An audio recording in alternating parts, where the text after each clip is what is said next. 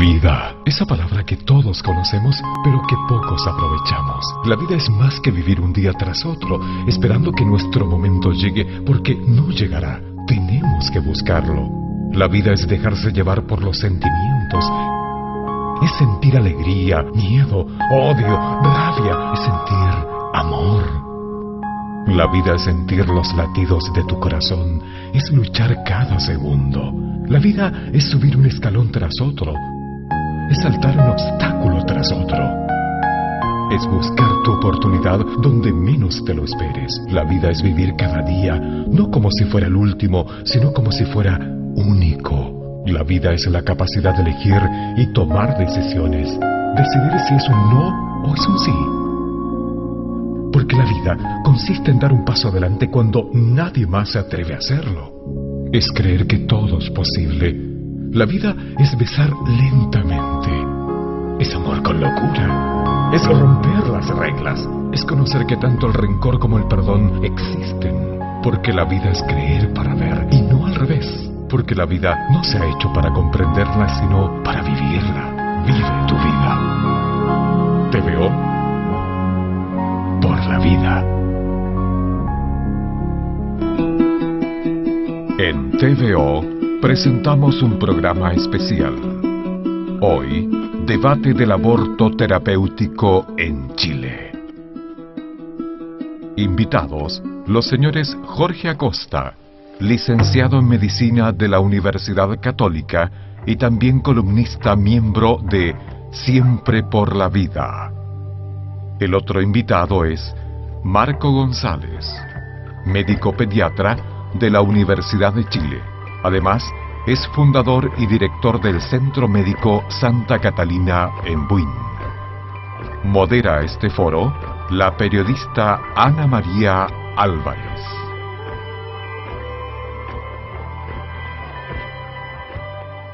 Hola, buenas tardes. Bueno, en primer lugar, disculpas por el atraso, tuvimos problemas de fuerza mayor y además teníamos acá contemplado 3 panelistas. Jaime Burrows, que es un médico cirujano, iba a estar aquí, pero se excusó porque tenía problemas personales, digamos. Bueno, tengo a mi lado, primero que nada el tema que nos convoca es el aborto terapéutico. Tengo a mi lado al doctor Marcos González. Él es médico pediatra de Buin, es de la Universidad de Chile, diplomado en gestión de establecimientos de salud, magíster en gestión hospitalaria, con estudios de posgrado en ciencia política. Fue subdirector médico del Hospital San Luis y actualmente es fundador y director del Centro Médico Santa Catalina. Además es fundador y presidente del directorio del Centro de Rehabilitación Luz y Esperanza para niños con parálisis cerebral. Es además militante del PPD. A mi lado tengo también a Jorge Acosta. Él es licenciado en Medicina de la Universidad Católica, es actualmente interno de 7º año y columnista habitual de la revista Hacer Familia. Además es miembro e integrante de la red Siempre por la Vida. Investigador del Instituto de Res Pública, ex alumno del Instituto Nacional. Bueno, antes de partir, yo quisiera hacer una breve introducción sobre algunos temas como de contexto sobre el tema que nos convoca. En primer lugar, el aborto terapéutico hasta el año 1989 fue legal en Chile, era parte del decreto 119 del Código Sanitario, que decía específicamente que solo con fines terapéuticos se puede interrumpir el embarazo. Y para ello se requería la opinión de 2 médicos. El gobierno militar decidió derogar este artículo y desde entonces tenemos en Chile que el aborto está penalizado bajo todas sus formas.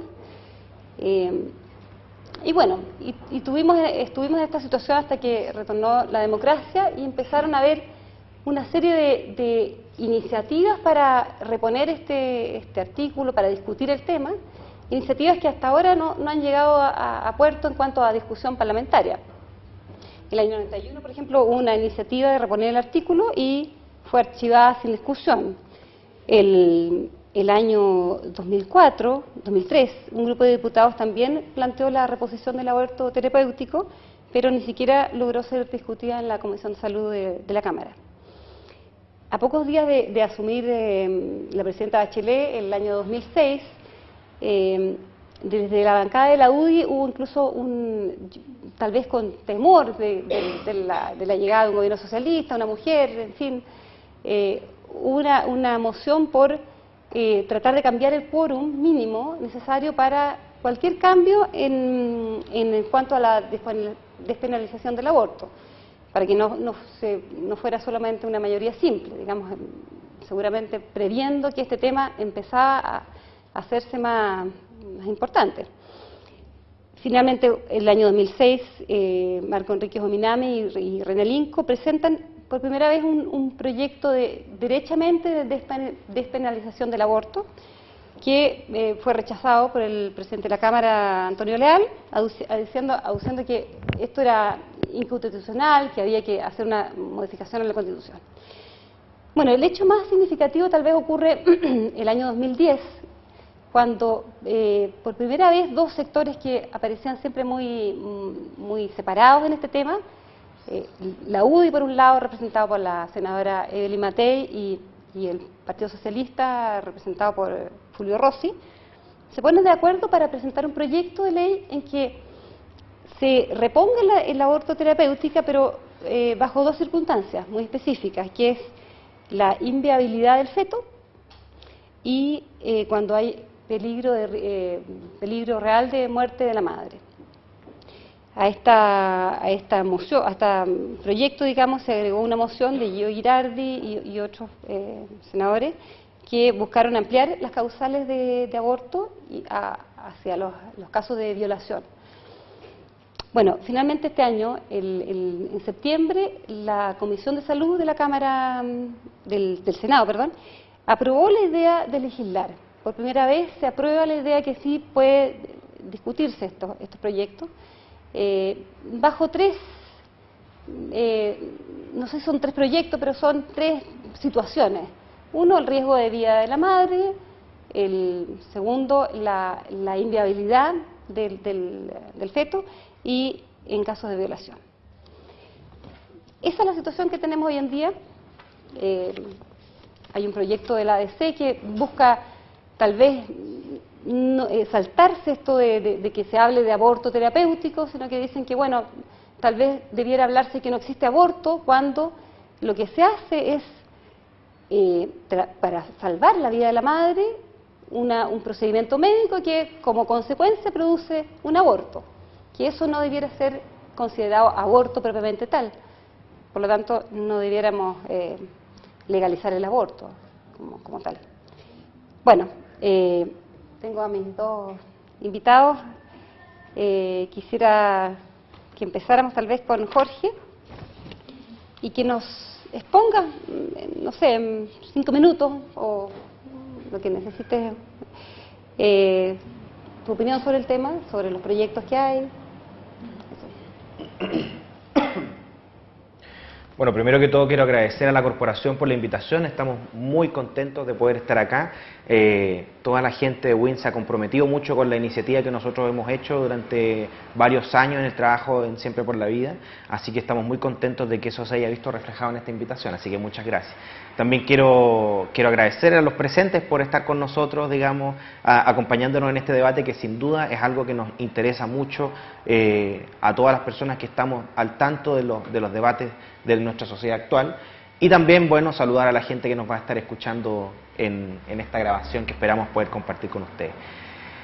Bueno, la verdad es que nos dijeron, por lo que yo entiendo, que tenemos que hacer una muy breve introducción de unos 5 minutos al principio y que después vamos a poder profundizar. Así que, ya, perfecto. Entonces, a mí lo que me gustaría es comentar 3 puntos importantes.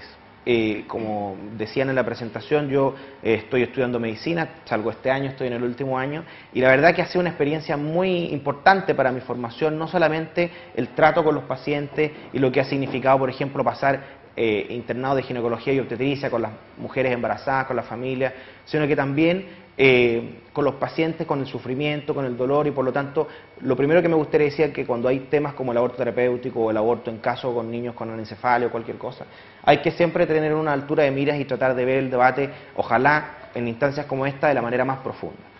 Entonces, como les decía, me gustaría hablar sobre 3 puntos.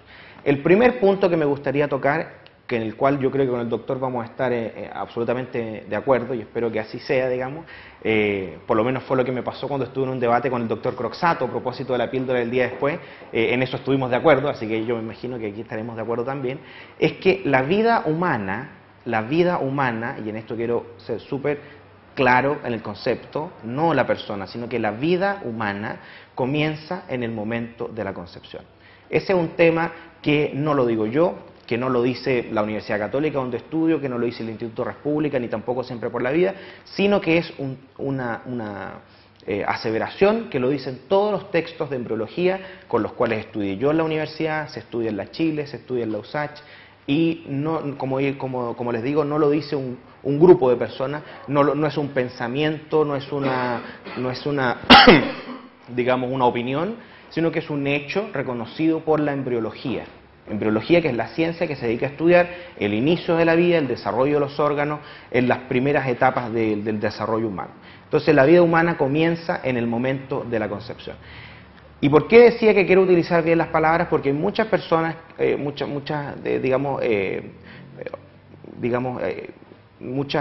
opiniones al respecto, y hay algunos que dicen, mira, ok, puede ser vida humana, pero no necesariamente es persona. Y por lo tanto, si es una vida humana, está bien, pero es un montón de células, no es igual que yo, no habla, no respira, no piensa, no siente dolor, por lo tanto puede ser una vida humana, pero es un montón de células, y por lo tanto a mí me da lo mismo, no es persona, y esa es la diferencia entre persona y ser humano. Y la verdad es que frente a este punto a mí me gustaría decir el segundo tema, que todo esto lo podemos desarrollar después en las preguntas que ustedes tengan o que nos haga nuestra moderadora. Pero ahí viene el segundo tema, que nosotros decimos que la vida humana no depende de las circunstancias. La vida humana no depende de las circunstancias, porque a lo largo de la historia todos nosotros podemos recordar que hay momentos en los cuales la vida humana ha dependido de las circunstancias. Por ejemplo, en Estados Unidos, hace unos años atrás, varios años digamos, los negros no eran considerados personas y eran esclavos. Y por lo tanto se transaban como si fueran un bien más, y no eran considerados personas. ¿Por qué? Porque hubo un grupo de personas que dijeron, mira, nosotros vamos a considerar que tales son iguales a mí, los blancos, y otros tantos no son iguales a mí, los negros, y por lo tanto los voy a tratar como cosas. Y también lo hemos visto a lo largo de la historia en otras situaciones, por ejemplo, en el tema del genocidio nazi. Todos nosotros recordamos que al final, ¿por qué los nazis mataban a los judíos? Los mataban porque no los consideraban personas. Decían, a lo mejor puede hablar, puede pensar, puede sentir, pero por su religión, digamos, por su forma de vida, no son iguales a mí, por lo tanto les quito la consideración de persona, les quito sus derechos, sus bienes, sus familias, los meto presos, los mato, y da lo mismo porque son cosas, no son personas. Entonces, ¿qué quiero decir con esto? Que hay momentos a lo largo de la historia en los cuales ha sido difícil y ha sido una situación compleja en que se ha dicho, mira, hay ciertos grupos humanos que no son personas y por lo tanto no merecen los mismos derechos, y esa situación se presta como una justificación para terminar con su vida, quitarle sus derechos, usarlos como esclavos, o en este caso, como nosotros defendemos, abortarlo. O sea, al final es abortarlo.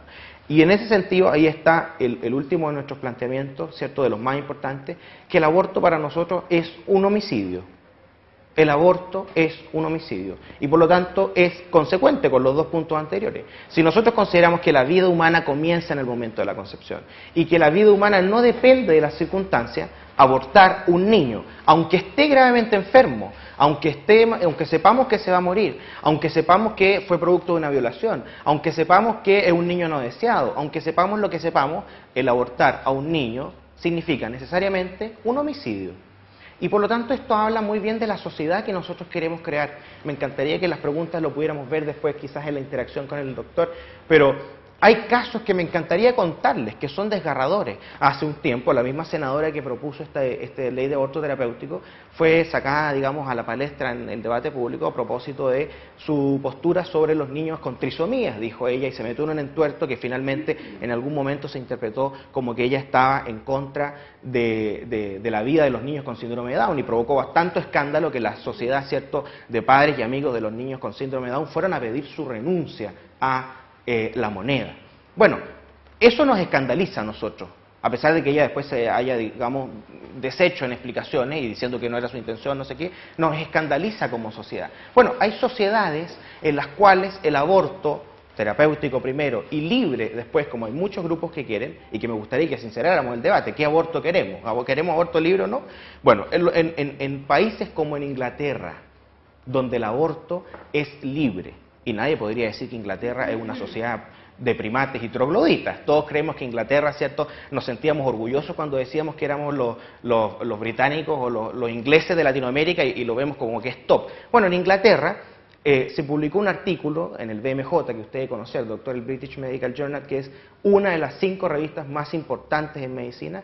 Se publicó un estudio sobre el aborto terapéutico, sobre el aborto, la tasa de aborto y el Programa Nacional de Síndrome de Down, de prevención del síndrome de Down.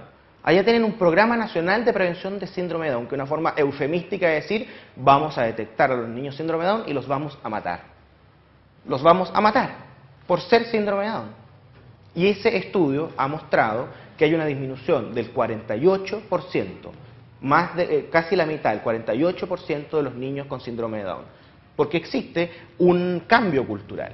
Existe un cambio cultural, y eso es lo que nosotros queremos preguntarnos como República, como Siempre por la Vida, decir, bueno, ¿cuál es la sociedad que queremos construir? Y nosotros respondemos, una sociedad más propiamente humana. No una sociedad donde nos sintamos orgullosos de tener un programa nacional que disminuye a la mitad de los niños síndrome de Down porque los abortamos, sino que una sociedad que dice, vamos a defender a todos y cada uno de los niños y personas de nuestro querido Chile. Muchas gracias. Doctor, Bueno, la palabra. y la verdad es que la argumentación que construye la gente que está en contra del aborto terapéutico se basa más bien en una campaña del terror. Yo quiero aclarar un punto. Aquí existen 2 posiciones en nuestra sociedad chilena frente al tema del aborto terapéutico, o como queramos llamarle, interrupción del embarazo por razones médicas. Está la de aquellos, como el doctor Acosta, que plantean una oposición absoluta frente a la posibilidad de legislar en el tema, y está la posición del resto de la ciudadanía, en la cual yo me incluyo, en que pensamos que es un tema de salud pública, pensamos que es un tema de derechos de las mujeres y que debe legislarse al respecto. Fundamentalmente, ¿para qué? Para otorgarle a estas mujeres un amparo jurídico y al equipo de salud que se enfrenta a estos problemas el mismo amparo jurídico que necesita para dar una atención médica justa y necesaria. Porque cuando uno escucha a los defensores de la vida a ultranza, porque da la impresión que los que no estamos de acuerdo en eso somos pro muerte, digamos, lo que es absolutamente falso. Cuando ellos escuchan, empieza una serie de falacias a surgir. Se plantea el tema como que aquí estamos de acuerdo con el aborto. O sea, yo quiero ser bien claro y categórico. Yo no estoy a favor del aborto. Estoy a favor de legislar en determinadas circunstancias extremas y muy puntuales en las cuales la ciencia médica se ve enfrentada a un dilema ético. Eso es en el fondo. No empecemos a trasladar la discusión hacia, por ejemplo, la trisomía 21. Me parece una falta de respeto por los niños con síndrome de Down. Aquí en Chile jamás se ha planteado la posibilidad de legislar frente a ese tema. Por lo tanto, ¿qué es lo que estoy planteando yo y qué es lo que plantea una mayoría de este país? Entre el 60 y el 70% de los chilenos está a favor de legislar en relación al aborto terapéutico. ¿Y en qué casos de aborto terapéutico? Riesgo de vida de la madre, inviabilidad fetal y violación. Yo creo que aquí, en la presentación del doctor Acosta, eché de menos un tema. ¿Qué pasa con la opinión de la mujer al respecto? Si siempre estamos opinando desde el punto de vista del legislador o desde el punto de vista del feto. Pero la mujer que se ve enfrentada al drama de tener un hijo anencefálico, o aquella mujer o aquel equipo médico que se ve enfrentado a la disyuntiva de decidir entre una madre y un hijo, o aquella mujer que se ve sometida a la tortura y a la vejación de una violación, está absolutamente desamparada. Y en cambio, si uno revisa por qué el tema está tan en debate, se encuentra que existe una asimetría en la información que los medios de comunicación plantean frente al tema. Uno ve que, curiosamente, quienes tienen mayor palestra o mayor presencia pública en el debate son aquellos que están en contra de legislar. Sin embargo, todas aquellas agrupaciones, que hay muchas en Chile, que están pidiendo, por favor, legislemos en este tema. No legislemos sobre el aborto a ultranza o el aborto libre, como plantea el doctor Acosta. Legislemos en determinadas situaciones que son muy puntuales, muy específicas y en las cuales existe un dilema ético de fondo y que tenemos que resolverlo. No podemos dejar este tema al arbitrio de la naturaleza. Yo creo que debemos legislar. También una cosa que para mí es muy importante es que seamos serios y transparentes respecto de qué estamos hablando. El doctor Acosta tocó el tema de la senadora Matei, o actual ministra. Yo creo que todos los que escuchamos lo que dijo la senadora Matei nos quedó claro que ella no se estaba refiriendo a trisomía 21 o síndrome de Down. Probablemente hubo un lapsus debido a su poco conocimiento de la terminología médica de lo que estaba pasando. Y los grupos pro vida se aprovecharon de este lapsus para armar un tremendo debate en torno a que nosotros como chilenos estábamos propiciando el aborto en el caso del síndrome de Down. Me parece que no es serio, me parece que no es honesto plantear el tema en estos términos. Otro aspecto, como dije, que llama profundamente la atención es la ausencia casi absoluta de la mujer en el debate. Éramos 3 panelistas, los 3 somos hombres. Probablemente me habría gustado que en mi posición hubiese estado una mujer, que tiene mucho que decir y probablemente es el elemento más importante que está participando en este problema. Algunos datos que nunca están de más saberlo, digamos. Chile posee una de las tasas más altas de aborto en la región, incluso más alta que aquellos países donde existe aborto terapéutico legal. Yo creo que no podemos seguir tapando el sol con un dedo. El aborto es un problema de salud pública, es un problema de derechos de la mujer y tenemos que legislar al respecto. Solo 10 países en el mundo, entre los cuales está Chile, Ciudad del Vaticano, Somalia y otros más, tienen penalizado el aborto en todas circunstancias. En Chile, una de las razones que daban a algunos senadores es que no era necesario legislar sobre el aborto porque la praxis médica ya tenía resuelto el problema. En Chile existen anualmente 15.000 abortos por causas médicas. Eso no es un problema de salud pública. Eso no es un problema de derecho de la mujer. Eso es lo que quiero dejar planteado. Gracias. Gracias, doctor González. Antes de abrir el derecho a preguntas, y sería bien bueno que empezáramos a discutir, me gustaría darle su derecho a réplica y era específicamente una cosa, porque es cierto que podemos abrir aquí, a empezar a hablar del aborto en sí, y no estamos para discutir sobre el aborto. Yo creo que ha quedado claro que estamos específicamente hablando del aborto terapéutico en casos, por ejemplo, y ahí le pregunto, doctor, por ejemplo, en casos de embarazos anencefálicos, donde hay un feto sin cerebro. Actualmente la medicina acepta que una persona con muerte cerebral, una persona que está por un accidente o algo así, puede ser desconectada y puede ser incluso donado sus órganos. Habría ahí, ¿qué pasa cuando lo mismo ocurre dentro del vientre materno, cuando hay un feto que se sabe que incluso no va a llegar a término probablemente, que va a morir? ¿Por qué dejar que esa muerte se produzca naturalmente y de paso hacer sufrir enormemente a una madre que a lo mejor va a tener que pasar por varios meses con un ser ahí que sabe que va a morir, provocando todo un drama familiar, gastos médicos innecesarios? ¿Qué pasa con eso, específicamente con el tema de los embarazos anencefálicos? ¿Qué opina usted? Bueno, quiero agradecer su pregunta y sin duda que en la réplica tengo un montón de cosas que alcancé a notar en las cuales estamos en desacuerdo con el doctor y me gustaría que lo pudiéramos tratar. Y antes de responderle me gustaría ver algunos de ellos que me parecieron que eran los más importantes.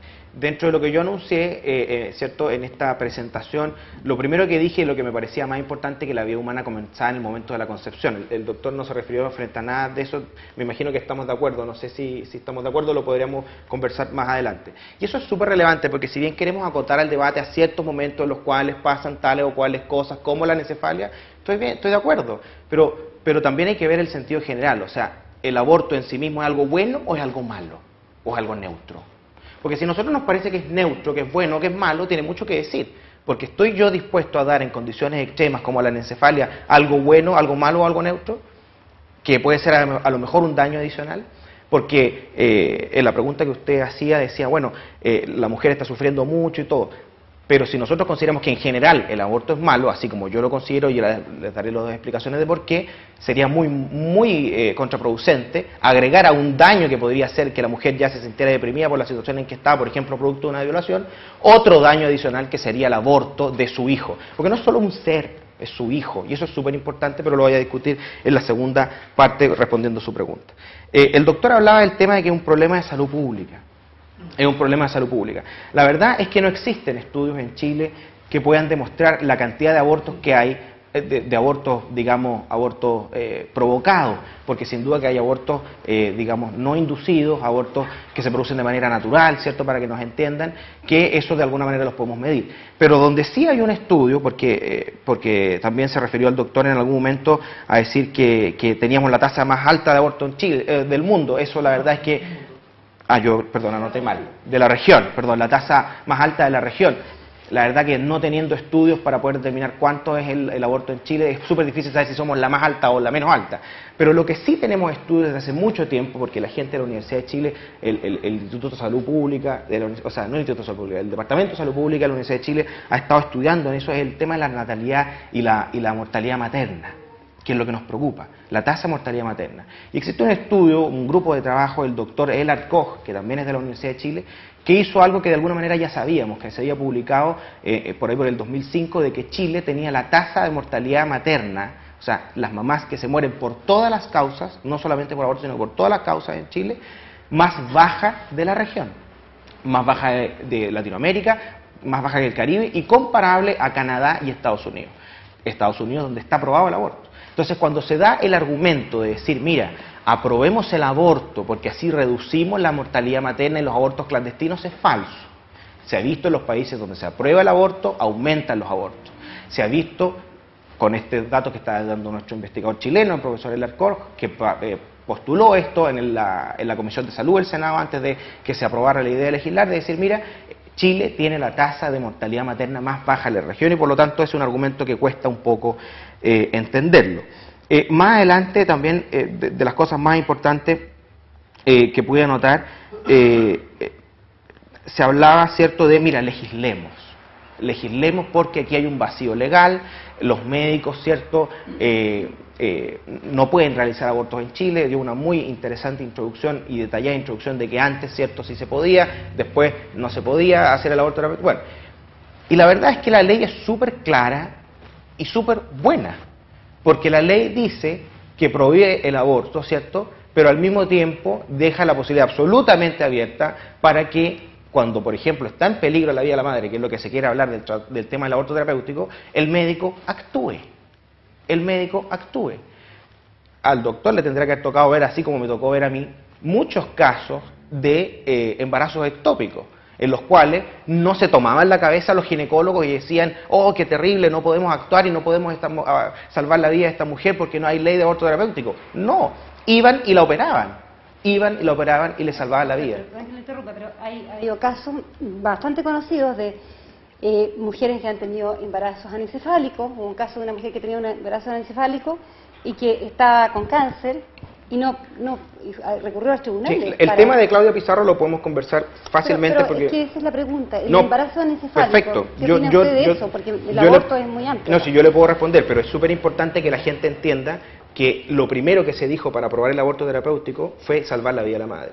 Y cuando la gente dice que está a favor del aborto terapéutico, en el 60-70% que aparecen en todas las encuestas, también al lado, cuando le preguntan a la gente por el aborto en general, hay un 60-70% que está en contra. ¿Y por qué la gente dice sí al aborto terapéutico? La gente dice sí al aborto terapéutico porque dicen está en peligro la vida de la madre. Y si me preguntan a mí o a cualquier médico en el futuro, oye, obviamente que hay que salvar la vida de la madre. Y si pudiéramos salvar la vida del hijo, se salva, y de hecho se hace. En las unidades de neonatología, cuando los niños tienen más de 20 semanas más o menos, 21 semanas, se puede salvar el niño, y se pasa a las unidades de neonatología. Entonces, no es una cosa que uno diga, oye, queremos abortarlo y matarlo, no. O sea, hay que fijarse cuál es la intención del acto, y la intención del acto es salvar la vida de la madre, y por lo tanto, si tuviéramos la posibilidad de salvar al niño, se va a hacer. Ahora, con respecto a la pregunta que usted me decía de anencefalia, no sé si lo podemos conversar. Vayamos finalizando Ya. un poco. El colega estaba analizando el tiempo. No, para nada. Adelante, doctor. La verdad es que el mismo planteamiento que está haciendo él respecto a la mortalidad materna más baja y la tasa de aborto más alta, uno puede contraargumentarlo. Yo creo que Chile tiene una mortalidad materna muy baja y es cierto lo que dice él, que es la tasa de mortalidad materna más baja en la región, es por las condiciones de salud nuestra, digamos. No hay una relación, no se puede establecer una relación causal entre prohibición del aborto y disminución de la tasa materna. Eso es una falacia, y él lo sabe.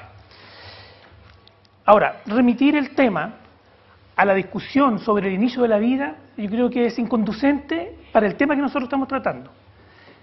Es un tema filosófico que está en discusión cuando se inicia la vida, es un tema filosófico absoluto.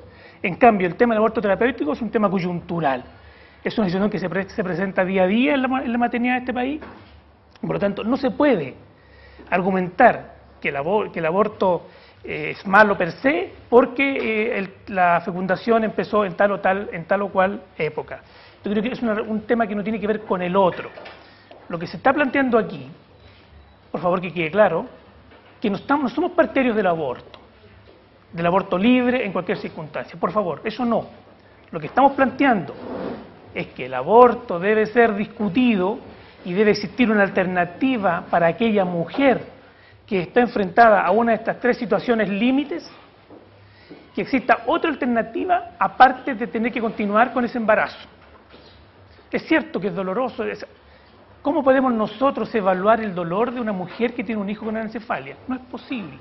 ¿Cómo podemos nosotros evaluar el dolor que tiene una mujer que ha sido violada y que está embarazada? La respuesta es muy simple. Dejémosle la decisión a esa mujer. Ella en conciencia, con su esposo, y si no tiene esposo, con su pareja, etcétera, que ella decida en conciencia lo que va a hacer con ese embarazo. ¿Qué pasa, doctor? El tema de la violación, yo creo que escapa un poco aquí al aborto terapéutico, en el sentido de que qué tan terapéutico es. Pero por supuesto que no es terapéutico para el niño, tal vez para la salud psicológica de la madre, y no podrá ser esta la puerta de entrada de otras causales que no sean médicas, porque ya son causales sociales, psicológicas. ¿Qué pasa con una madre que entonces, bueno, que tiene demasiados hijos y no los puede? ¿Qué pasa que con una madre que tiene un hijo con algún, no sé, problema como un síndrome de Down? Te respondo al tiro. En esa encuesta que hizo la Flaxo en el año 2010, que yo creo que es a la cual Jorge se refiere, cuando se pregunta a las mujeres en qué situaciones ellas estarían de acuerdo con un aborto, alrededor del 70%, más incluso que si le preguntan si está de acuerdo en caso de riesgo de vida por la madre, están de acuerdo en un aborto por una violación. Es mayor el porcentaje de aceptación. En cambio, si esa mujer se le pregunta, o a ese entrevistado se le pregunta si está de acuerdo con el aborto en cualquier circunstancia, solamente el 23% está de acuerdo. O sea, Chile es un país que no es pro aborto, indudablemente. Chile es un país que quiere legislar sobre una situación puntual, específica y extrema. Entonces, no mezclemos cosas. Jorge dijo que el 60% de la gente en Chile votaba a favor del aborto. Eso no es verdad, eso es falso. Solamente el 23% de la gente entrevistada en esa encuesta muy bien hecha dijo que estaba a favor del aborto en cualquier circunstancia. Solamente la gente está a favor de legislar en los tres casos que hemos discutido y que yo creo que debieran ser incorporados en la agenda: violación, riesgo de vida de la madre, inviabilidad fetal. Porque incluso es más, si ustedes revisan un trabajo del doctor Barros, que lamentablemente no vino, en la mortalidad materna chilena, que es muy baja, hay 15 casos de muerte de madre por toxemia, que son el síndrome hipertensivo del embarazo severo. Y se sabe en la ginecología, yo no soy ginecólogo, pero los médicos sabemos que una mujer que tenía una preeclampsia o un síndrome hipertensivo del embarazo lo tiende a repetir en el siguiente embarazo y lo tiende a hacer más grave en el siguiente embarazo. Por lo tanto, si existe una mujer con un tercer embarazo que ha hecho una preeclampsia severa, la posibilidad de que tenga una preeclampsia severa con riesgo para ella de muerte es muy, muy alta. Esas son las condiciones que estamos discutiendo, no otras. No estamos hablando, por ejemplo, de una malformación neurológica menor, que no pone en riesgo la vida de la madre o que no genera una inviabilidad fetal. No es una espina bífida, por ejemplo, de lo que se está hablando. No es una trisomía 21. Son casos extremos y que están probados por la ciencia médica que son inviables. Esa es la situación. Por eso me gustaría que... Salvo el tema de la violación. No sacáramos el debate del contexto del cual estábamos hablando. Es muy importante. Ahora el tema de que va a pasar la trisomía 21, después vamos a incorporar otras situaciones. Esa es la típica falacia de la pendiente resbaladiza, que no es verdad. La campaña del terror, que usted dice. La campaña del terror, evidentemente que es una campaña del terror. Bueno, Oye, la gente brevemente pregunta- y después abrimos a preguntas. Brevemente, lo que quería decir es que el doctor me ha tratado de falaz, pero yo lo que quiero decir es que en la embriología lo que menos hace es ser filosófica. Los textos de embriología todos dicen que la vida humana comienza en el momento de la concepción. Podemos pensar distinto con el doctor, pero si quieren yo después les puedo dar la referencia. Todos los textos de embriología dicen que la vida humana comienza en el momento de la concepción, porque el problema filosófico es que hay algunos que a ciertos humanos, por estar más o menos grandes, más o menos desarrollados, más o menos edad de la concepción, edad gestacional, lo consideran personas y otros no. En algunos países dicen a las 14 semanas, en otros a los 12. Hay algunos países en los cuales dicen, mira, cuando siente dolor, cuando tiene palpitación, y por lo tanto, para que vean ustedes las diferencias que hay, no es que empiece la vida humana en distintos lugares dependiendo del país donde esté, sino que dependiendo, ¿cierto?, de la legislación que le quieran dar. También el doctor se refirió al tema de la preeclampsia, que me pareció súper bueno que lo tratara, doctor, porque cuando las mujeres tienen preeclampsia, y cuando tienen la preeclampsia, para que entienda la gente, es una hipertensión maligna del embarazo, ¿ya? Y por lo tanto, lo que causa esa hipertensión que puede llevar a la muerte de la mujer es el embarazo mismo, y lo que hay que hacer para tratarlo es interrumpir el embarazo. Y lo que se hace todos los días en todos los servicios de ginecología y obstetricia, incluso acá en Buin, en Santiago, en cualquier parte de Chile, es salvar a la madre, intentando salvar al hijo si se puede. Si tiene la suficiente edad gestacional, si tiene la chance de recibir corticoides y por lo tanto tener maduración pulmonar, se hace.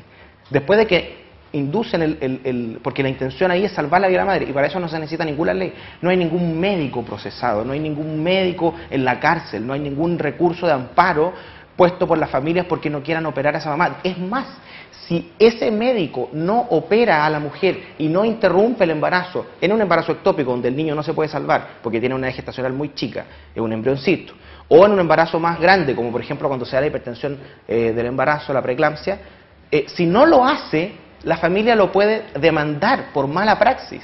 O sea, es un deber médico y es un deber ético actuar. Y por lo tanto no es necesaria ninguna ley. El doctor y mucha gente digamos, que está a favor del aborto terapéutico, como dice él, justamente dicen lo mismo. Mira, esto es pendiente resbaladiza, aborto terapéutico. No, esto es constatar una realidad. En todos los países donde se ha iniciado con las políticas, digamos, de proaborto, se empieza con estos temas porque son los temas límite. Porque si a mí me dijeran, oye, tenemos una mujer enferma y tenemos un niño, ¿cómo no la vamos a salvar? ¿Cómo tú puedes ser tan troglodita de no querer salvar a esa mujer? Obviamente queremos salvarla. Y podemos hablar del tema de la anencefalia, que es por ejemplo decir, oye, pero si esa mujer está sufriendo, tiene un profundo dolor, ¿por qué tú vas a obligarla? Hay muchos como el senador Rossi, que dice, es una tortura obligar a esa mujer a seguir adelante con el embarazo. Es una verdadera tortura. Y él comenta el ejemplo, que no sé si el doctor lo conocerá, de que en Perú, ¿cierto?, se dijo que había una mujer que estaba también con un embarazo con anencefalia, y la Comisión de Derechos Humanos de Perú y el Human Rights Watch dijeron, mira, esto es tortura, y lo condenamos, porque es un delito de lesa humanidad. O sea, estamos hablando a ese nivel, hay posiciones muy distintas. Y yo lo que digo, y la gente que piensa a favor de la vida lo que dice, es que mira, ¿cuál es el problema? ¿Cuál es el problema? Aquí tenemos y quiero responder su pregunta del concepto de muerte y todo. Aquí tenemos un niño, porque es un niño, no es cualquier cosa, es un niño, que está gravemente enfermo, que incluso podría tener los criterios de muerte, de enfermo terminal. Esos criterios sí los cumple. ¿Cuál es la enfermedad terminal? La enfermedad que me da una sobrevida de menos de 6 meses. Eso cuando el doctor le dice, el doctor le dice al paciente, usted tiene un cáncer tan avanzado que en menos de 6 meses. Es una enfermedad intratable, es una enfermedad para la cual no existe ningún medicamento posible de revertirla y solamente hay que darle cuidados paliativos. Y se ha dicho que lo que mejor es acompañar a ese paciente y a esa familia y darle cuidados paliativos. Bueno, este niño cumple los criterios de enfermedad terminal. Y esa mujer, obviamente que en algún momento, si nosotros le decimos que es un anencéfalo, que viene desfigurado, que es un monstruito, que es un ser ajeno a ella, a todos nos da miedo. Y todos decimos, sáquenos este monstruo, por favor. Todos van a decir eso. Los papás que estén con ella van a decir, oye, ese monstruo aquí. Pero la mujer no se desembaraza al abortar. no se desembaraza. Y lo que nosotros creemos, y fue lo que dije al principio, es dar una respuesta más humana, más propiamente humana, que no es decirle a ese hijo que está quizás el hijo más necesitado que va a tener esa mujer, ve y mátalo, sino que acompañar a la familia. Y en esto quiero comentar dos cosas, si me permite el doctor. Brevemente, para que hagamos preguntas. 2 minutos, un minuto, ¿puedo un minuto? Dos cosas. Primero, el tema de que se está realizando un proyecto en la Universidad Católica con el doctor Neira, que se publicó en una revista interna ahora y que posteriormente también queremos que se pueda hacer proyecto de ley, de cuidados paliativos perinatales. Hacer cuidados paliativos perinatales y acompañar a esta familia, a esta mujer, al esposo y decirle que, y por lo que nosotros vimos en el estudio, que una vez que la madre hace el cambio de switch y se da cuenta que lo que tiene en su útero no es un monstruito, sino que es su hijo Felipe, su hija Javiera, gravemente enfermo, y que ella le puede dar la vida y que pueden hacer en un ambiente protegido, en su familia, aunque sean 15 minutos de vida, pero para los que son creyentes los bautizan, después le dan una sepultura digna y hacen un cierre del proceso de duelo de manera mucho más sana. Bueno, se ha demostrado que cuando eso pasa, y también en otros países se ha hecho, de los cuidados paliativos perinatales, las mujeres responden mejor, las familias responden mejor y no dicen yo nunca estuve embarazada de un monstruito, sino que yo tuve a Felipe, a Javiera, que fueron mis hijos, que estaban grandes enfermos y que yo no los dejé solos, que yo no lo maté, yo lo apoyé. Y en ese sentido quiero dar el ejemplo, y con esto termino, 30 segundos, con el ejemplo de Marisela Santibáñez, que más probablemente ustedes lo han escuchado. Una mujer de la televisión que tenía una hija gravemente enferma con leucemia y le dijeron se va a morir. Y la hija tenía este cáncer más frecuente en los niños. Y ella dijo, ¿acaso alguien dijo, mira, matémosla para que no sufra? Porque va a sufrir la mamá o iba a sufrir la niña. No, se la jugó por la vida a concho y dijo, si yo fuera capaz de darle un brazo a mi hija para que se salvara, se lo daría. Si yo pudiera darle el corazón para que se salvara, se lo daría. Y esa es la actitud de una madre, darle la vida a su hijo. Y en el caso de los niños con anencefalia, eso lo pueden hacer las madres, darle vida a su hijo. Muchas gracias y disculpen si me extendí demasiado.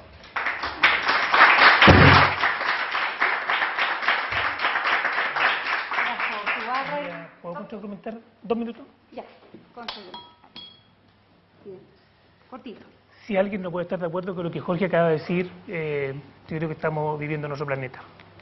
Yo no me referí específicamente al tema del inicio de la vida, porque creo que no tiene nada que ver con el tema que estamos discutiendo. Específicamente eso. Así como él da el ejemplo de Marisela Santibáñez, que es muy loable, también existen ejemplos de mujeres que están en el otro lado de la vereda. Mujeres que han sido obligadas a continuar un embarazo que no deseaban tener. El caso de Karen Espíndola, por ejemplo, que se ha transformado en un ícono de las mujeres que están por favor solicitando que se legisle en el tema.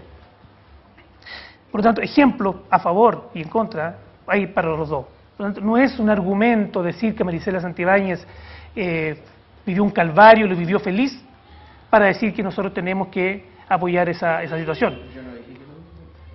Lo que estamos diciendo a quienes apoyamos legislar en el aborto terapéutico es que por favor le dejemos esa decisión a la mujer. No somos nosotros quienes vamos a vivir ese duelo, no somos nosotros quienes vamos a vivir ese dolor. Si la mujer desea continuar con ese embarazo, bienvenido sea.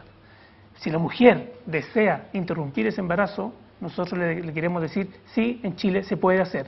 Legislamos al respecto y puede interrumpir su embarazo si ella lo desea. Muy bien. Vamos a abrir entonces el espacio de las preguntas. Preguntas muy cortitas y... Sí, yo tengo una pregunta para el doctor. Usted ampara mucho su argumentación sobre el aborto terapéutico en caso extremo, en caso de violación, sobre la mayoría del 60% que está a favor del aborto terapéutico.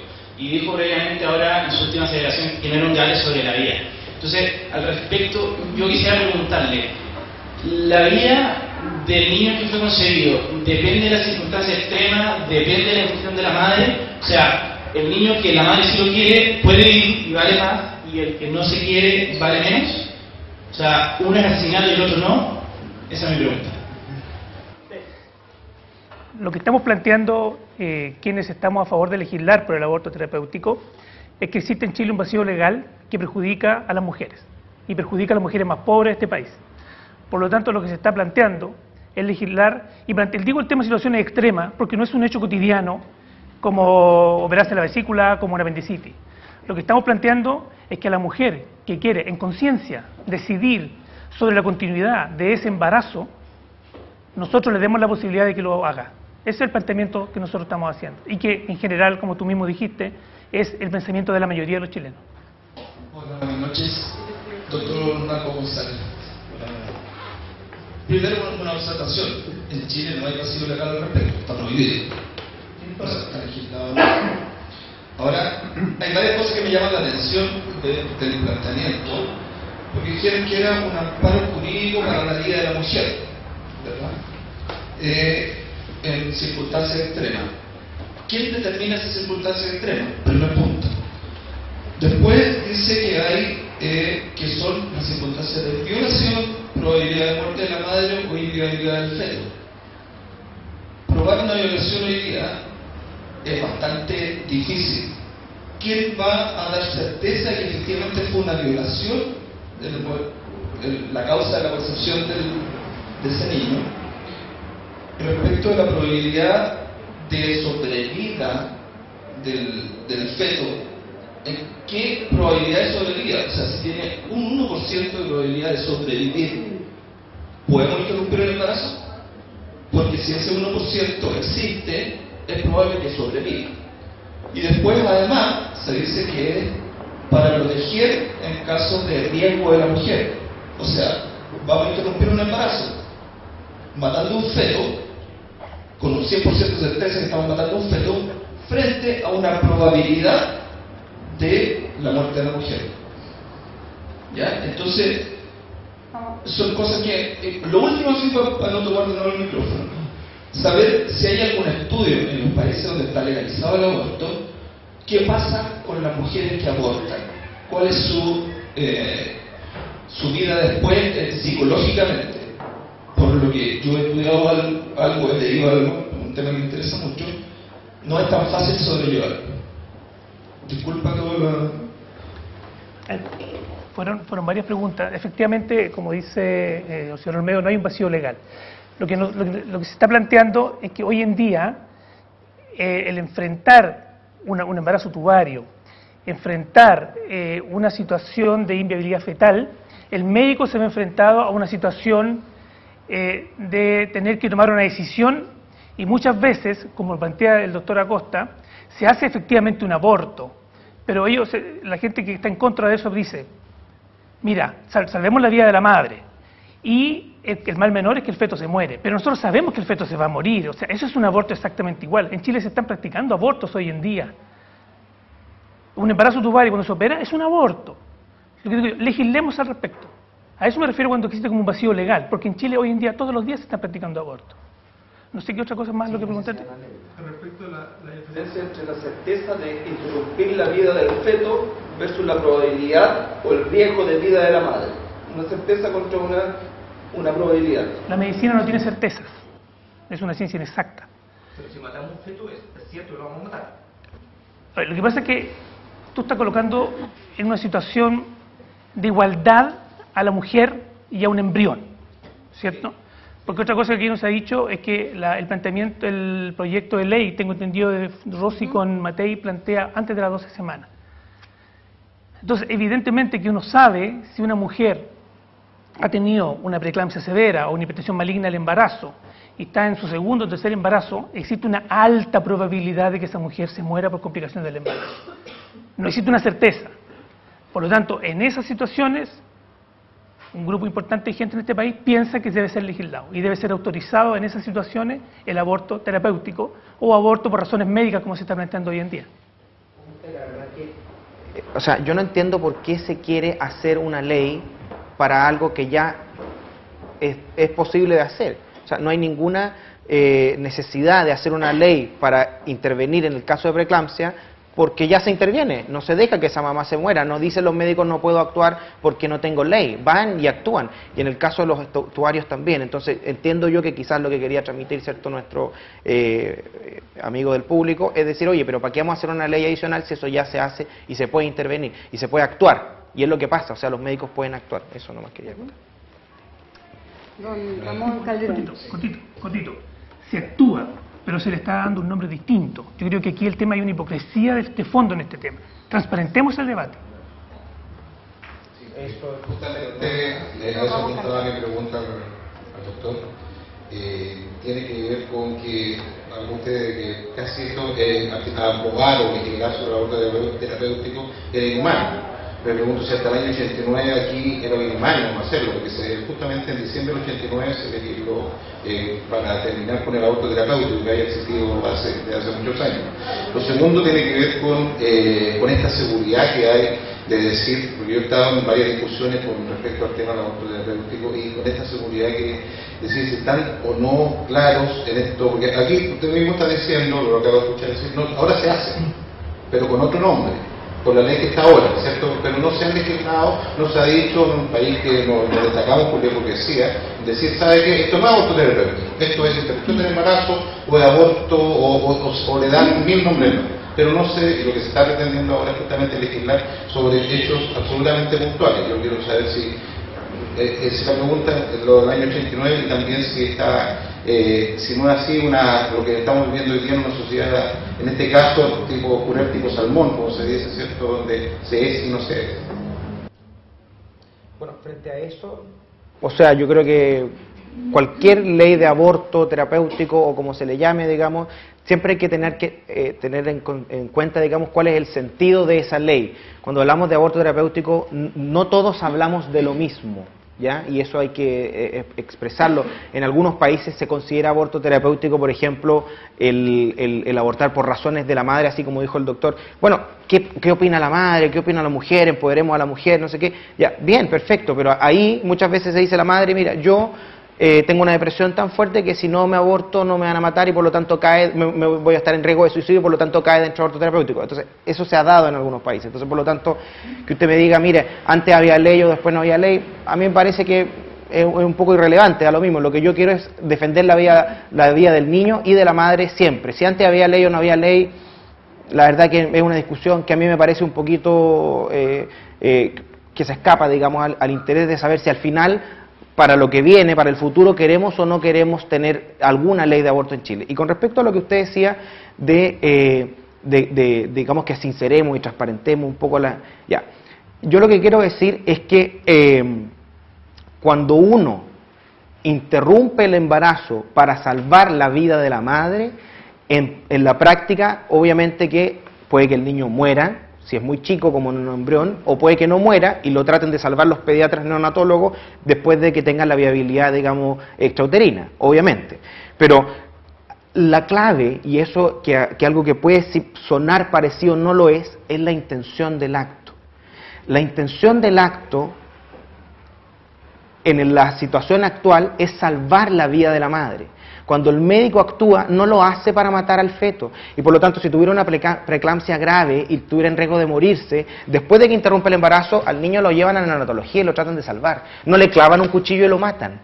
En cambio, cuando uno dice aborto, la intención al final del aborto es matar a ese niño, es terminar con ese niño, terminar con el embarazo, y no solamente eso, sino que terminar con el niño también. Entonces, ese es el sentido de lo que estamos planteando.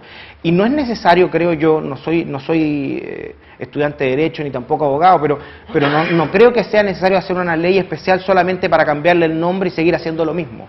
El riesgo que existe es el que planteaba, ¿cierto?, nuestro amigo de la pregunta anterior. El riesgo es que echa la ley, echa la trampa. Y eso todos lo sabemos, porque no va a costar nada que 2 médicos certifiquen que mira que esta mujer que fue violada, o 7 médicos certifiquen. ¿Cuántas licencias falsas, por Dios, hay? ¿Cuántas licencias falsas? ¿Cuántos se pierden licencias falsas? Lamentablemente, malos médicos hay en todos lados, así como hay malos profesionales en cada una de las áreas. Y por lo tanto, no podemos dejarlo digamos, a una situación discrecional, sino que tenemos que legislar para las situaciones generales y no para las situaciones particulares. Esa es mi opinión. Doctor Acosta, una pregunta, primero una declaración de posición. Yo soy católico, no digo de misa semanal, pero soy católico, y tengo mucho conflicto con este tema, por mi fe. Pero también es cierto de que cuando uno legisla, no puede legislar en función de sus propios valores.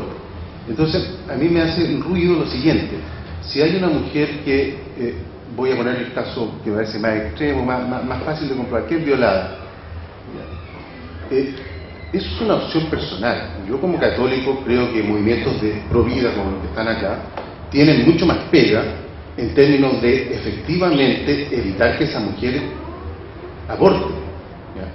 Pero lo que no entiendo es por qué tengo que prohibir esa opción en función de una concepción que finalmente es una concepción valórica, ¿no es cierto?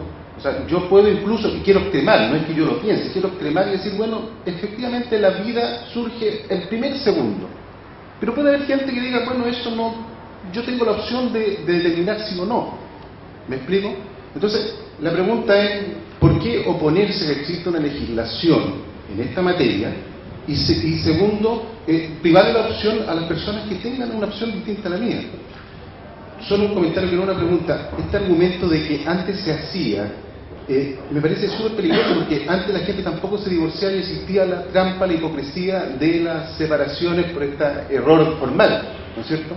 Entonces, pensar que si se siguen haciendo las cosas no es necesario legislar puede ser súper peligroso como tesis, porque muchas cosas que se hacen, tema de la licencia, uno puede decir, bueno, dijimos que se haga, al final en la práctica se arreglan las cosas.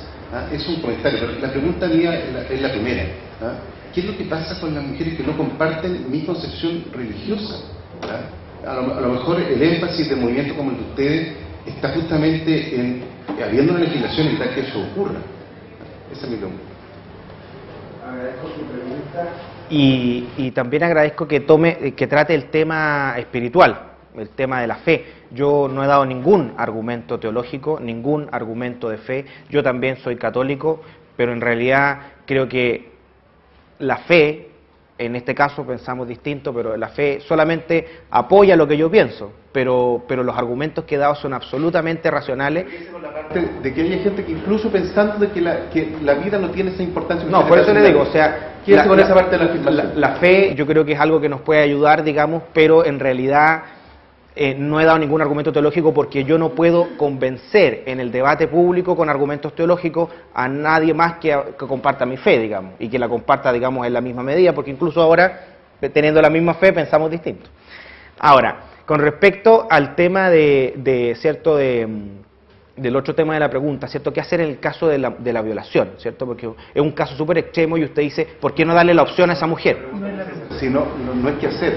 ¿Por qué privarle que haya gente que piensa de que ella tiene la opción de no tener ese hijo? Por lo mismo, o sea, ¿por qué no darle la opción a esa mujer? Eso es lo que dije. ¿Por qué no darle la opción a esa mujer, ¿cierto?, de que ella decida, ¿cierto? Y la verdad es que nosotros cada vez que tratamos estos temas y los discutimos, porque hemos tenido amplio debate con respecto a ello, porque surgen sin duda, es el tema de que es una situación súper compleja el tema de la violación. Ya decía el doctor, me gustaría que hubiera mujeres y todo, sin duda, o sea, ellas son las primeras afectadas, pero todos tenemos una madre, todos tenemos una hermana, todos tenemos en mi caso una novia o esposa o pareja que está en peligro de que pase por una situación atroz y vejante como es una violación que nadie quiere. Y por lo tanto lo que nosotros siempre hemos dicho como postura es que aquí hay que diferenciar súper bien quién es el culpable de la violación. El culpable de la violación es el violador. La mujer vejada es una víctima, pero el niño, si es que nace, porque no sabemos necesariamente puede haber o no una gestación, digamos, pero si es que hay una concepción, el niño no es culpable de lo que ha cometido su padre. Un padre animal, digamos, un troglodita, lo que quieran, lo podemos encarcelar toda la vida, creemos que es un riesgo para la sociedad, yo feliz. Pero no castiguemos con pena de muerte al hijo inocente. Sin duda que va a provocar, en algunos casos, y en otros no, yo conozco casos en que las mujeres siguen adelante con el embarazo y se quedan con él porque al final dicen, mira, es hijo mío también, y por lo tanto lamentablemente es así, pero es tan hijo mío como hijo del violador y siguen adelante y lo crían. Y hay otras mujeres, y de hecho hay una canción bien bonita ahí, no me acuerdo el nombre, pero de cantores populares que hablan sobre ese tema, pero también hay gente que dice, no, yo no puedo seguir con este niño, yo no lo puedo criar y por lo tanto lo pueden dar en adopción. Y la clave que nosotros siempre sostenemos, como lo he dicho a lo largo de todas mis intervenciones, es qué sociedad queremos construir. Nosotros queremos construir una sociedad más humana, más propiamente humana. Y si como sociedad de verdad nos preocupa, y en serio nos preocupa el tema de las violaciones, no solamente ofrezcamos el aborto a aquellas mujeres que han sido violadas y que encima quedan embarazadas, preocupémonos de manera integral, llegamos a un programa de apoyo educacional, de apoyo psiquiátrico, de apoyo psicológico, de apoyo laboral, de apoyo económico, de apoyo de todo el tipo que ella quiera, tanto para ella como para su hijo, y que no se acabe simplemente en una respuesta simplona de decirle, mira, aborta, y como sociedad nos sentimos espectaculares porque tenemos esa posibilidad, sino que si de verdaderamente no queremos dejarla sola, es acompañarla en todo momento a ella y al niño, porque ese niño, querámoslo o no, no es culpable, y condenar con pena de muerte a un inocente por lo que hizo su padre me parece que es verdaderamente inhumano. Gracias. Yo quería hacer una consulta. Yo trabajo en un hospital de niños y debo conocer por lo menos unas 400 mujeres como la Marisela Santibáñez, que están luchando por su hijo con cáncer, que están hospitalizados, están atendiéndose en el hospital de Fidel González Cortés por lo menos. Y lo bueno que tienen esas mujeres es que toda esa red de apoyo que usted nombra, de apoyo psicológico, laboral, económico, son autos, por lo tanto están bien protegidos desde el punto de vista económico también, para esas mujeres está. Me preocupan las 15 mujeres de la toxemia que para poder tener, porque se murieron porque no estaban al lado del hospital.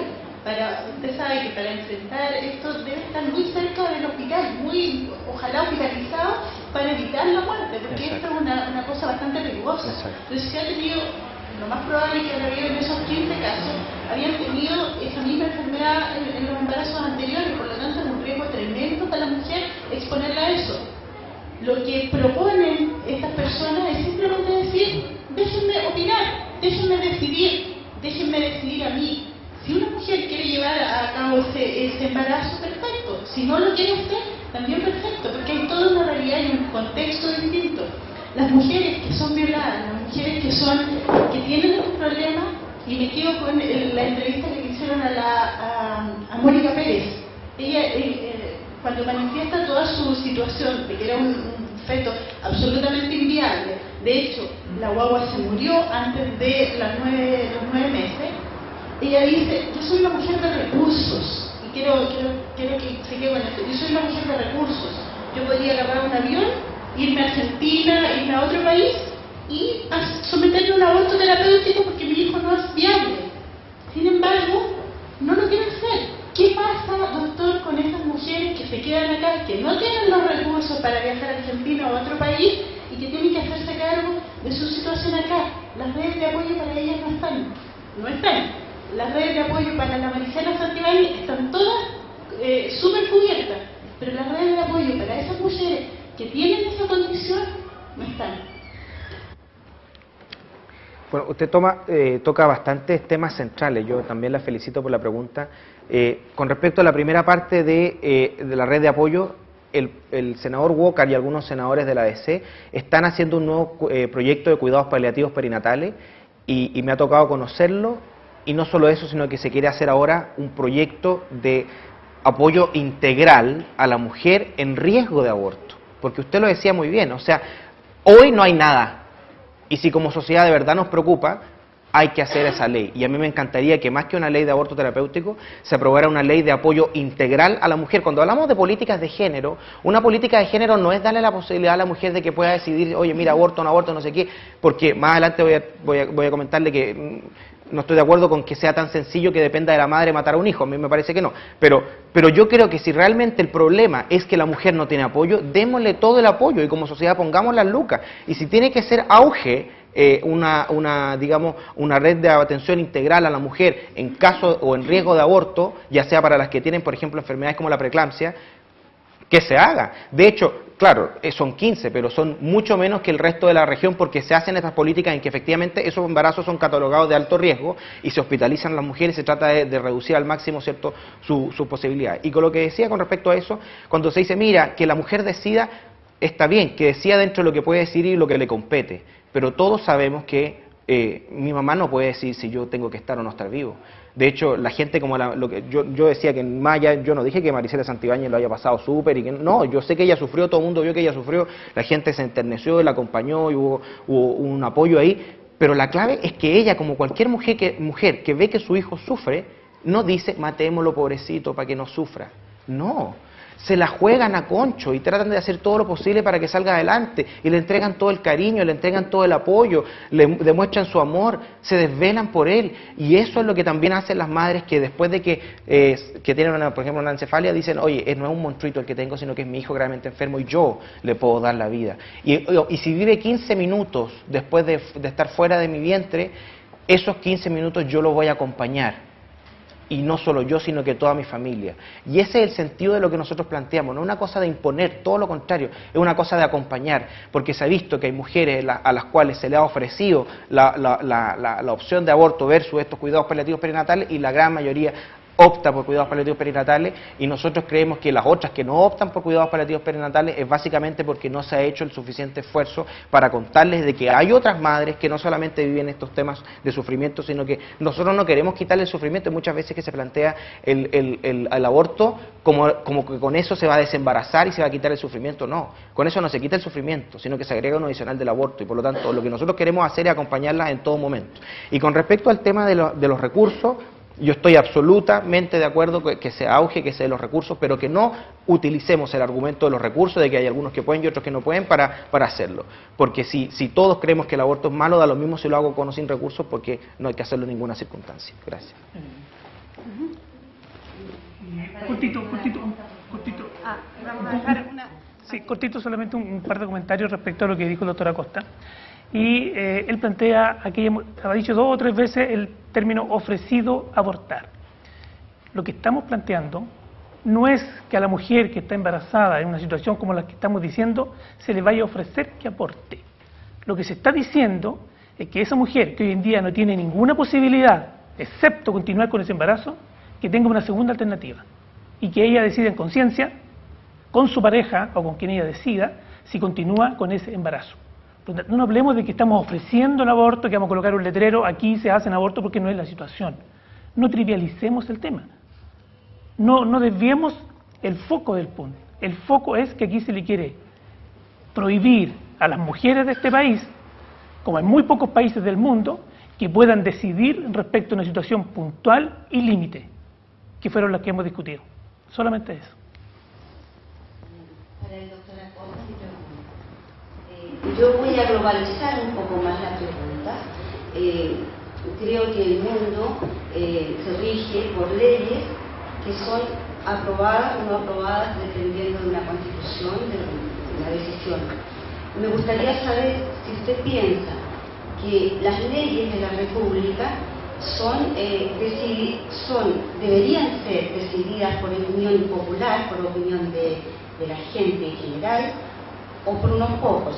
Y enseguida, respondiendo a eso, usted me dijera qué pasó cuando se derogó la ley de aborto terapéutico en 1989, si fue por decisión de reflejo de opinión pública o fue una decisión de unos pocos, y si fue de unos pocos, ¿cuál fue la decisión de peso para que se realizara esa derogación? Muchas gracias. Bueno, súper interesante tener en cuenta que obviamente que esto nos lleva a preguntarnos qué tipo de políticas públicas queremos, qué tipo de sociedad queremos, y yo creo que en realidad estamos todos de acuerdo que lo que queremos es democracia, y yo estoy de acuerdo que se sigan haciendo las cosas como están, o sea, que la gente pueda votar y elegir a quién lo va a representar, y que sea la mayoría obviamente representada la que vote.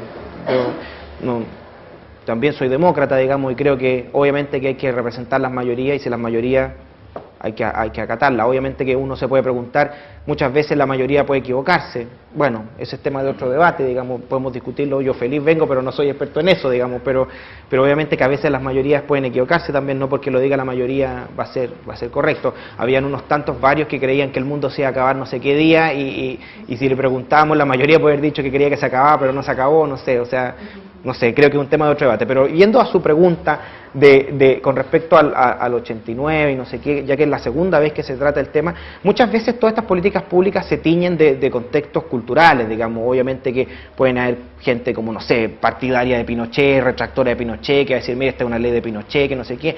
Yo nací en el 86, la verdad que todo ese tema, sin duda que como a todos los chilenos nos parte el alma, digamos, el fraccionamiento que hubo, pero yo creo que decirse, mira, si fue en dictadura, fue en democracia, fue aquí, fue allá, no le quita ni le pone. O sea, si se hubiese aprobado una ley de tránsito en el gobierno militar y lo hubiesen aprobado, nadie podría decir que esa ley de tránsito hay que reprimirla o hay que cambiarla porque fue aprobada en el gobierno militar. Yo no sé si tiene mucho sentido, pero lo que... Hubo opinión pública, opinión de la gente. Claro, yo la verdad es que... La verdad es que yo no lo desconozco, no sé si hubo o no hubo, pero lo que sí sé, y es lo que nosotros hemos planteado, es que la gente también no tiene toda la información. Y es súper importante empoderar a la gente informándolo. Aquí tenemos a la presidenta de Siempre por la Vida, la Fátima Valdés, que por tercer año consecutivo hizo la campaña nacional por la vida. Este año, por primer año, por lo que entiendo, participaron aquí en Buin más de 350 voluntarios. Y la gente tiene una recepción increíble, casi como la audiencia que tenemos hoy día, de discutir estos temas y de saber los argumentos, porque muchas veces, y en eso estoy en desacuerdo con el doctor, se trata de ridiculizar la postura del frente y el doctor dice, oye, no trivialicemos. Yo creo que mis posturas son distintas a las del doctor, pero no son triviales. Y hay muchas veces que la gente cree que son triviales porque son distintas, pero no lo son. Y cuando nosotros somos capaces de decirle a la gente, mira, no es que seamos unos talibanes de cierta tal o cual religión, no.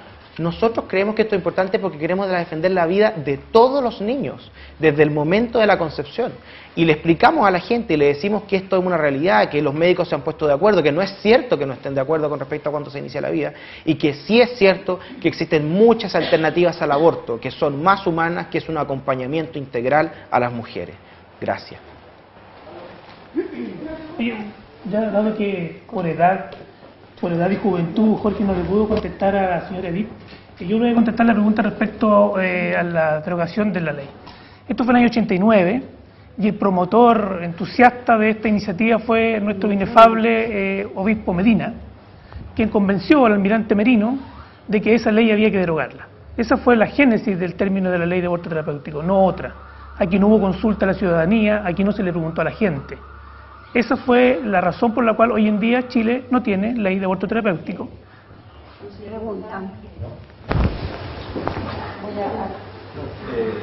Bueno, varios puntos por tocar, pero se tocaron algunos puntos en una pregunta anterior. Yo creo que, primero partiendo por... Yo creo que un concepto de democracia que hay que defender, más allá de ser un demócrata o no, yo creo que el punto es que una democracia que hay que defender es una democracia sustancial. La democracia sustancial se entiende cuando la gente elige, no solamente cuando uno elige candidatos respecto de tanto periodo de tiempo, 4 años, 6 años, sino también cuando la gente tiene el poder de decidir temas fundamentales respecto de la vida. Por ejemplo, la educación. Debería hacerse un plebiscito sobre educación en Chile, sí que debería hacerse. ¿Por qué? Porque el punto es de que la gente debería empoderarse de las decisiones que van a regir, porque es una cuestión de democracia sustancial y no democracia formal, que haya que haber un plebiscito respecto de si la gente quiere o no aborto. Esta decisión, yo creo que es un punto relevante, yo creo que la decisión no debe recaer en el Tribunal Constitucional, por ejemplo, que lo hizo ya respecto a la titularidad del juez, porque es mayoritario que no lo elige la gente, y dos, porque se entiende que, claro, ellos porque son expertos, porque son abogados, porque son juristas, tienen el poder de decidir respecto de un país. El Tribunal Constitucional fue, se metió en el lado de las personas, de la mujer, y dijo, no, usted no toma esta pastilla, sí. Eso es un error, por el punto de que lo que se está haciendo es depositar la democracia en órganos que no representan a la gente. Tampoco debe ser el Parlamento, no es una cuestión que dije. La cuestión es defender una democracia sustancial, donde la gente misma se empodere de la situación y donde la gente misma se empodere de asumir un país como un tema relevante. También un punto súper relevante, yo creo que es el nivel de la ley. Obviamente la ley establece una prohibición respecto del aborto, pero también, por ejemplo, vemos que la ley establece una restricción respecto del lucro, pero se hace igual. Y todos sabemos que a pesar de que la ley establece una restricción respecto del aborto, también se hace. Hoy en día en Chile necesita uno el dinero para poder abortar y todo eso está bien, es un tema tabú, pero es un secreto a voces que todos saben.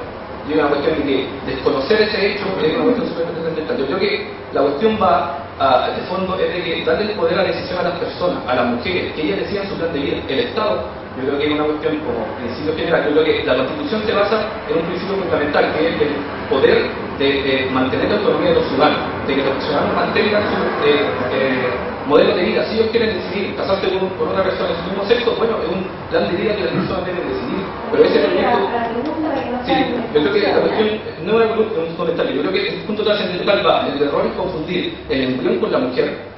Respecto de que, y esto de criminalizar de que vamos a matar a un hijo, si la persona tiene el derecho a matar a un hijo de ese niño, yo creo que es un error sobre trascendental. Y la primera, pasarle el derecho a la mujer de decidir sobre su vida. Y otra cuestión fundamental, si usted cree que una mujer debe tener el valor de ayudar a su hijo en la enfermedad, es un valor de usted, pero el punto trascendental es de que ese valor no se puede imponer a la otra persona. Si una persona cree que un hijo no vale, bueno, es idea de la persona, si quiere abortar es decisión de ella, si quiere abortar, si la violaron, es decisión de ella. El punto es de que uno no se puede meter en la vida de las personas desde un tema trascendental. Ella va a tener un hijo y va a marcar el resto de su vida. La última pregunta. Una pregunta para el doctor González. Buenas tardes. Quería un poco como centrar el tema a la raíz. Y por eso quería hacer la pregunta de genética. ¿Usted considera que un niño en, no sé, gestación, 5 meses de gestación, es persona? ¿Tiene los mismos derechos que nosotros? Yo creo que un niño, una mujer con un embarazo de 5 meses, estamos hablando de 20 semanas. Ahora, la discusión si es persona o no es persona, yo se la dejaría a los filósofos. Si tú me preguntas a mí de forma personal, yo creo que sí es una persona. Pero si tú me preguntas si un niño anencefálico, que me estás preguntando en términos genéricos, un niño con un embarazo de 5 meses, ¿es persona? Por supuesto que es persona. Si tú me preguntas, un feto anencefálico, ¿es persona? Yo creo que sería discutible. ¿Tiene el mismo estatus moral o el estatus de persona un feto anencefálico que no tiene cerebro y que, como decía Ana María, está en muerte cerebral, versus una mujer que tiene todos sus derechos? Yo creo que ese es un tema discutible, absolutamente discutible. Entonces, la diferencia de ser persona y no ser persona estaría un poco en si tengo cerebro o no tengo cerebro. Es que ser persona viene antes de si que tengo cerebro, de si tengo todas mis partes del cuerpo, de que soy sano o si que tengo discapacitado. Entonces, este es el tema de raíz. Lo que está pasando aquí es que se está justificando matar a una persona, porque usted mismo lo dijo, un niño de 5 meses, si es una persona por una circunstancia extrema, está bien, es una circunstancia extrema donde está el riesgo de la vida de la madre, pero se está decidiendo matar a una persona. Y nunca se justifica matar a una persona. A ver, yo creo que la pregunta es un poco maliciosa, porque ella me está planteando un embarazo de 5 meses. Un embarazo de 5 meses, estamos hablando de 20 semanas. La definición de aborto es un embarazo de menor de 20 semanas o 500 gramos. Y lo que se está planteando en los proyectos de ley es la interrupción del embarazo por abajo de las 12 semanas. Bajo de las 12 semanas estamos en presencia de un embrión. Si tú me preguntas, ¿un embrión tiene el mismo estatus moral que una persona? Yo te diría que desde mi punto de vista personal, no. ¿Pero cuál es la diferencia? ¿Qué es lo que marca? ¿Qué es lo que diferencia un embrión de 12 semanas de un embrión de 20 semanas? ¿Qué me diferencia a mí de una persona, de un niño de 1 año? Un embrión de 8 semanas es absolutamente inviable, no puede vivir fuera del útero, en eso estamos de acuerdo. Un feto, un embarazo de 20 semanas, 22 semanas, hay situaciones en las cuales sí puede sobrevivir. Por lo tanto, nadie está planteando realizar un aborto en un feto o en un embarazo de 20 semanas. Ese es el punto. Estamos hablando de que el aborto está planteado en 12 semanas o menos. Y desde mi punto de vista, el embrión no tiene el estatus de una persona igual que el de la madre. No los podemos igualar. Detrás de esa madre hay hijos, detrás de esa madre hay una familia, detrás de esa madre hay una historia de vida. Yo creo que el tema es muy filosófico y yo creo que escapa a la discusión que estamos llevando a cabo. ¿Qué pasa con las mamás que han abortado después del aborto? Y lo otro, ¿quién decide si una mujer fue violada o no fue violada? Súper preciso. No conozco estudios que hayan llevado a cabo respecto a cómo es la evolución de una mujer que ha abortado. Sí se conocen casos de mujeres que han sido obligadas a terminar su embarazo y han terminado de forma muy mal desde el punto de vista psicológico. Por ejemplo, el caso de Karen Espíndola y el caso de la niña Pizarro. Y la otra pregunta era... ¿Quién decide si una mujer fue violada o no? Yo creo que no sé si una mujer que ha sido violada... A ver, es una pregunta muy compleja. Entonces, yo creo que la mujer hay que dejarle la libertad a su conciencia de decir si fue o no fue violada. Yo creo que nosotros debemos ser muy respetuosos de la libertad de las personas. O sea, si la mujer dice que fue violada y tiene testigos, me imagino que la ley tendrá que salvaguardar las situaciones para evitar esa situación que tú estás planteando. Pero, a priori, si tú me lo preguntas, una mujer que dice que fue violada, no creo que ninguna mujer ande diciendo eso para excusarse en tener un aborto. No creo que sea una situación como muy realista de plantearse. Pero podría ser un aborto. Bueno, yo creo que puede ser. Por el tiempo ya tenemos que... Estamos todos llenos de preguntas. La idea no es que no vamos a alcanzar jamás a cerrar la cantidad de inquietudes que han surgido. Me parece que hemos tenido una muy buena conversación. Les agradezco su disposición, el respeto, además, la participación de ustedes.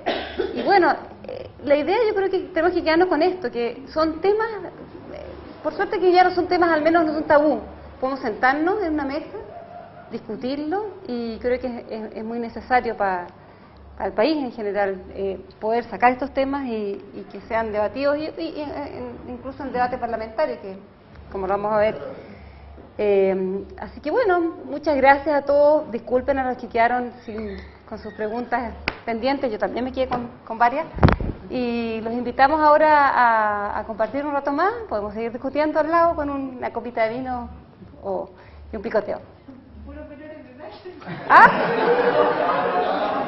Muchas gracias.